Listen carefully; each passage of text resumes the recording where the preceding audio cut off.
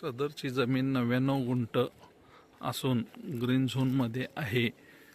यामध्ये औद्योगिक वापरासाठी योग्य जमीन आहे. याचे फ्रंटेज 170 फूट आहे. डांबरी रोड टच आहे. 50 फुटी डांबरी रोड आहे. जवळच इंडस्ट्रियल लाईट उपलब्ध आहे.